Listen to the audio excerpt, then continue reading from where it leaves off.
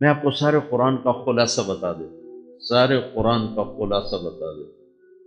ایک چھوٹی سی سورت سارے قرآن کا خلاصہ ہے، یاد رہے گی تو فائدہ اٹھاؤ، نہیں رہے گی تو فقیرانہ آئے صدا کر چلے، میاں خوش رہو ہم دعا کر چلے۔ چلو تمہارا اتنا تو احسان ہے کہ بیٹھ کے سن لو۔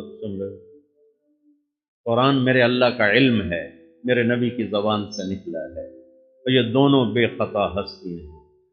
تو اللہ رسول کی بات کا خلاصہ سنا رہا ہوں، اللہ اس کا رسول ایک بات کو سمری کر کے آپ کو دے رہے۔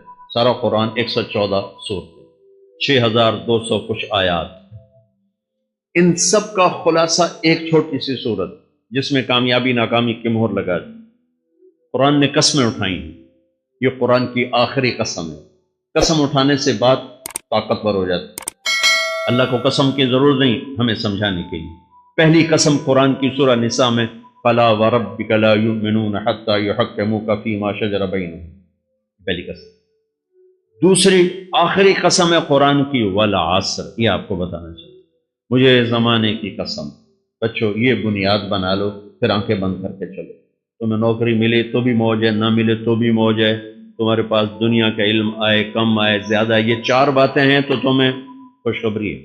میرا اللہ نے کہا والعصر، مجھے قسم ہے زمانے کی، ان الانسان لفی خسر، ساری دنیا کے انسان یقیناً ناکامی کے سمندر میں ڈوب گئے۔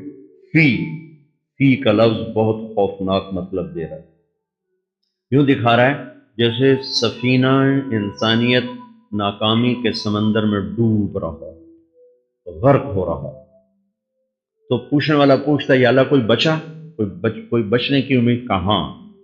چار کام کرنے والے ناکامی سے بچ سکتے ہیں۔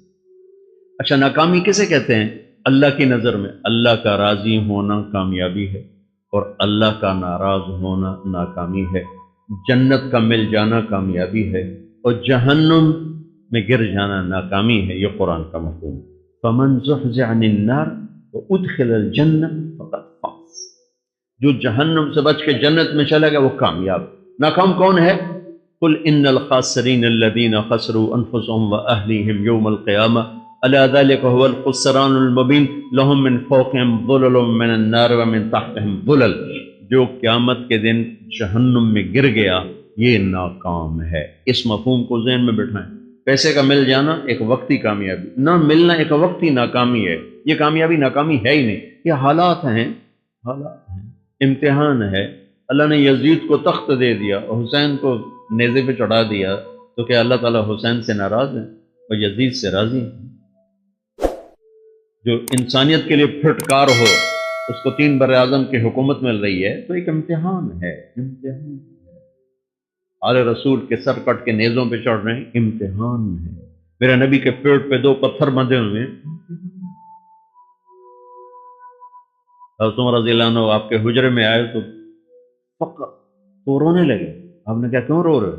کہ یا رسول اللہ یہ ایران کے بادشاہ، یہ روم کے بادشاہ سونے کے برتنوں میں کھانے کھاتے، زربفت کے بسیریوں پر بستروں پر وہ آرام کرتے ہیں، آپ 2 جہان کے سردار ہو کر یہ حال آپ نے کہا عمر، ان کے لیے دنیا میں ہمارے لیے آخرت میں۔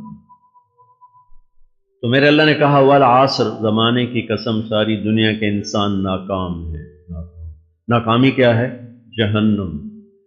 کون بچا اس ناکامی سے؟ کوئی بچ سکتا ہے؟ اللہ نے کہا 4 کام کرنے والے بچ جائیں گے، 4 کام کرنے والے۔ الا الذین آمنوا، جو ایمان لائے۔ ایمان ناکامی سے نکالنے کی پہلی شرط ہے۔ وعملوا الصالحات، جنہوں نے اچھے اعمال کیے، اچھا عمل ناکامی سے نکلنے کی دوسری شرط ہے۔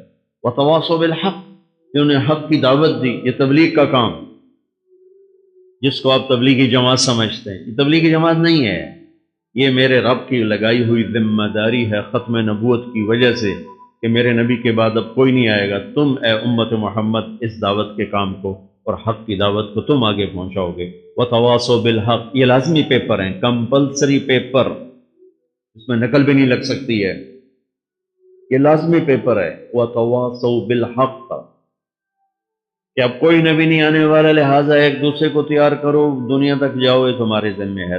یہ ناکامی سے نکلنے کی تیسری شرط ہے، چوتھا پیپر۔ वतवासौ बिस्सब्र, जिन्होंने सब्र की दावत दी, सब्र किया।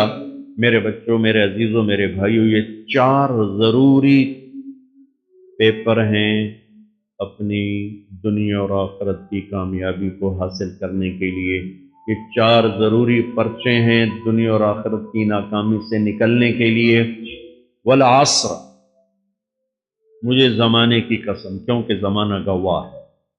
ज़माने के अंदर फ़िरौन, क़ारून, हामान, शद्दाद डूबे, बर्बाद हुए, तबाह हुए। ज़माने की कसम। वल आस्र, मुझे असर के वक्त की कसम। ये क्यों कहा? ये एक मतलब बयान किया जाता है, वला असर के वक्त की कसम, कि असर के बाद दिन छुपने में टाइम थोड़ा रह जाता है, तो उस वक्त कारोबार में भी तेज़ी आती है, सफ़र में भी तेज़ी होती है, जल्दी घर पहुँचें, जल्दी घर पहुँचें। तो अल्लाह ताला एक इशारा फरमा रहे हैं, वाला असर, के तुम्हारे पास भी टाइम थोड़ा रह गया है। ये मेरी बात सुन के जल्दी से अमल कर लो, टाइम थोड़ा है, जल्दी से अमल करो, टाइम थोड़ा है। फिर ये सूरत उतरी अरबों में। अरबों में लड़ाई का माहौल है, डाका का माहौल है, कत्ल गारत का माहौल है। तो असर के करीब मुसाफिर काफिले तेज हो जाते थे कि जल्दी से किसी ठिकाने पहुंचें ताकि दुश्मन के हमले से महफूज हो जाएं। तो अल्लाह उस पस मंजर में फरमा रहा है, वल आसर, टाइम थोड़ा है, शाम होने वाली है, पता नहीं कब बुलावा आ जाए। जल्दी से ये 4 काम सीखो, जल्दी से करो, जल्दी से करो। ठीक हो गया। तीसरा मतलब, वल आसर, असर कहते हैं निचोड़ को, खुलासे, निचोड़, आसीर, जूस। जूस का काम क्या होता है? एक गिलास में, ये गिलास है ना, आप इसमें एक आम रखो तो अंदर नहीं जाएगा, यहीं अटक जाएगा, ठीक है। और इसी में 2 आम का रस निकालो तो इसमें आ जाए, ठीक। इसमें अब 1 किन्नू डालो, अंदर नहीं आएगा। इसी में 3 किन्नू को निचोड़ो तो इसके अंदर उसका रस आ जाए।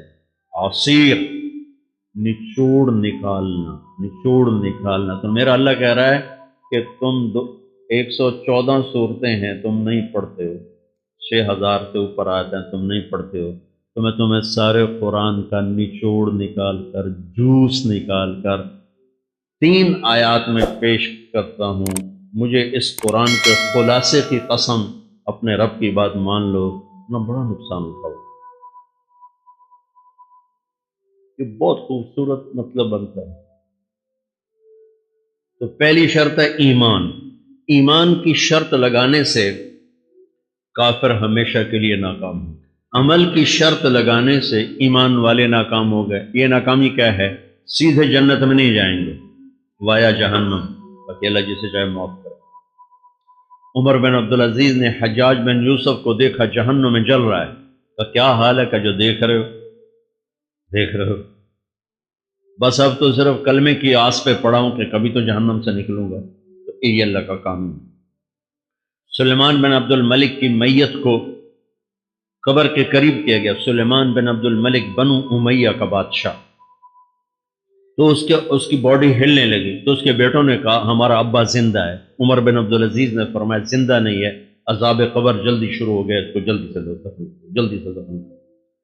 तो ये मेरे अल्लाह का कानून है। ईमान है, अमल साले नहीं है तो जहन्नुम से होकर जन्नत में जाएगा। अमल साले है, वतवासौ बिल हक, तबलीग का काम नहीं है, दावत का काम नहीं है। तो अब नाकामी का क्या मतलब है? अब आधी कामयाबी, आधी नाकामी है। वो ये नाकामी क्या है कि जन्नत में जाएगा, जहन्नम में नहीं जाएगा, लेकिन बड़े दर्जात से महरूम हो जाएगा, बड़े दर्जात से महरूम हो जाएगा। ऊंचे दर्जात के लिए तीसरे पेपर को लेना जरूरी है, वतवासौ बिल हक, वतवासौ बिल सब्र। चौथा पेपर साथ लगाया कि सब्र, अगर चौथी शर्त नहीं है तो फिर नाकामी क्या है? चौथी शर्त अगर नहीं, फिर नाकामी क्या है? ईमान भी है, अमल भी है, तबलीग भी है, सब्र कोई नहीं है, तो फिर नाकामी क्या है? उसकी एक मिसाल देता हूं, उससे आपको बात वाज़ेह हो जाएगी। 20 टीमें मैदान में उतरती, तो वो लड़ते लड़ते लड़ते लड़ते 2 रह जाती।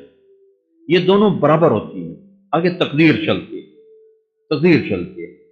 क्रिकेट है, हॉकी है, फुटबॉल है, ये बड़े बड़े खेल हैं। आखिर में आखिरी 2 टीमें एक दूसरे के बराबर की होती हैं, 19-20 के फर्क के साथ। इनमें एक जीत जाता है, एक हार जाता है।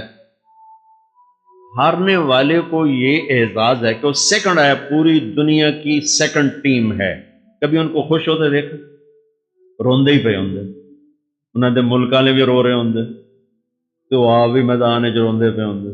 ٹھیک، ان کو یہ خوشی نہیں ہوتی کہ ہم سیکنڈ آئے، ان کو یہ غم ہوتا ہے کہ ٹرافی نکل گئی. ٹرافی، چوتھی شرط ٹرافی ہے. ٹرافی اللہ کی بارگاہ سے وکٹری سٹینڈ کے اوپر کھڑے ہونے کے لیے 4 کام ضروری ہیں: ایمان، عمل صالح، تبلیغ کا کام، صبر.